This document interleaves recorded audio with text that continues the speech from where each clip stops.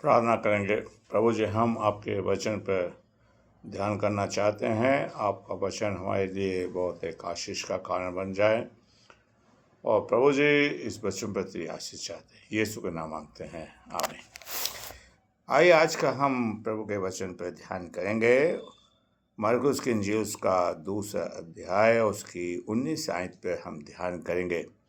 मरकुस की इंजील उसका दूसरा अध्याय उसकी 19वीं आयत। यीशु ने उनसे कहा, जब तक दूल्हा बरातियों के साथ रहता है क्या वो उपवास कर सकते हैं? अतः जब दूल्हा उनसे अलग उनके साथ है तो तब तक वह उपवास नहीं कर सकते। परमेश्वर अपने वचन के पढ़े और सुने जाने पर आशीष दे।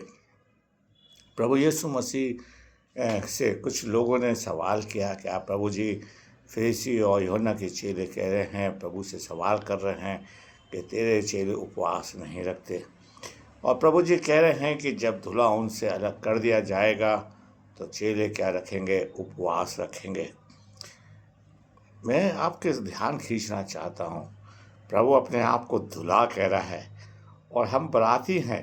मेरे प्यारे, क्या आप मैं प्रभु के बारात में शामिल होंगे? क्या प्रभु हमें इनवाइट करेगा अपनी शादी में? क्या वो दूल्हा बन के जब इस धरती पर आएगा और कलीसिया दुल्हन बनेगी? मेरे प्यारे भाइयों बहनों, आइए हम उस दूल्हे के साथ बैठें।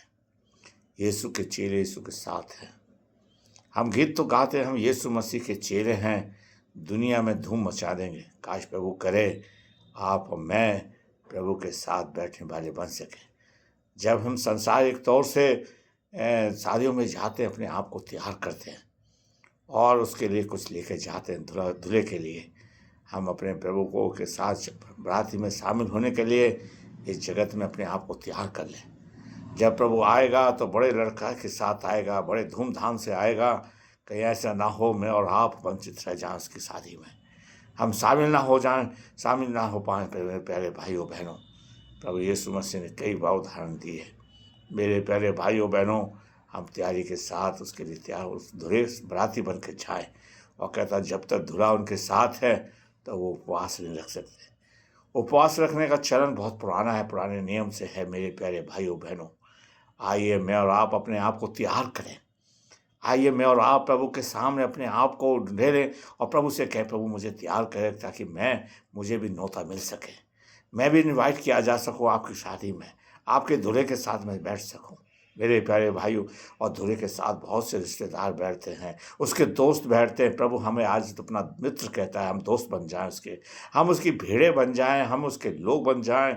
और प्रभु कहता है मैंने तुम्हें चुना है, हम चुने हुए बन जाएं ताकि हमारा भी नाम उसके विवाह में शामिल हो सके। मेरे प्यारे भाइयों बहनों, आज परमेश्वर आपसे मुझसे ये उम्मीद रखता है कि हम उसके बराती बनकर उसके पीछे चलें। और यीशु मसीह कहता है मेरी भीड़ें मेरी आवाज़ को सुनती हैं। कहीं प्रभु अपने आप को चरवाहा कहता है, प्रभु जी आज आपसे मुझसे कह रहा है मैं तुम्हारा दूल्हा हूँ। मेरे प्यारे भाई, हम बराती बने और बराती बने दूल्हे के साथ हम झूमते और गाते हैं, उसके पीछे चलते हैं। दूल्हा आगे आगे चलता है और बराती उसके पीछे पीछे चलते हैं। बड़ी खुशी होती है, चेहरे पर बड़ा नूर होता है, हम उसके साथ चलने वाले बन सकें। मेरे प्यारे भाइयों बहनों, जिनको नहीं बुलाया जाता शादी में वो बड़े निराश होते हैं। आप निराश ना हो, प्रभु आपका लिए दूल्हा है। आइए हम कुछ आयतों को देख लें, जल्दी से एक दो आयतों को देखेंगे प्रभु का वचन क्या कहता है। प्रकाशित वाक्य उसका 22वां अध्याय, प्रकाशित वाक्य उसका 22वां अध्याय देखेंगे।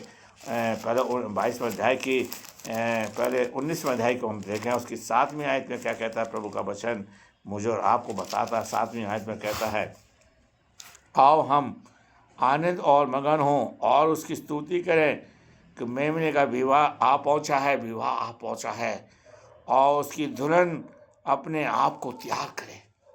दूल्हा आ पहुंचा है, दूल्हा आपके पास आ रहा है और प्रभु कह रहा है, मुझे आज्ञा दे रहा, आपको आज्ञा दे रहा कि हम अपने आप को तैयार करें। मेरे प्यारे भाइयों बहनों, काश प्रभु करे उसकी दुल्हन तैयार पाई जाए, हमारे कार्य पूरे हों, हम तैयार पाए जाएं। और प्रकाशित वाक्य उसका 22वां अध्याय की 11 हम देखेंगे 7वीं आयत, जो कि प्रभु का दास लिखता है और कहता है, आत्मा दुल्हन दोनों कहती हैं आ, और सुनने वाले कहें आ। जो प्यासा हो प्रभु से कहे मैं आपका प्यासा हूँ, उस नौते के लिए मैं प्यासा हूँ। मैं उसमें जा सकूँ, उसमें शामिल हो सकूँ। कहीं ऐसा ना हो आप में रह जाएँ, आप बारात में शामिल हों, मैं भी शामिल हूँ, दूल्हे के पीछे चले। और प्रभु फिर कहता है मेरी भेड़ें बाराती उसके पीछे-पीछे चलती है। काश प्रभु करे हम उसके साथ। एक आध और उपाय को पढ़ के हम ख़त्म करेंगे। मत्ती की इंजील उसका 25वां अध्याय, और प्रभु जी कहते हैं मत्ती की इंजील उसका 25वां अध्याय और उसकी पहली आयत को हम देखेंगे, जो प्रभु जी मुझसे आपसे कह रहे हैं। कितनी खुशी होगी जब मैं और आप प्रभु के पीछे चलेंगे, उस दूल्हे के साथ चलेंगे।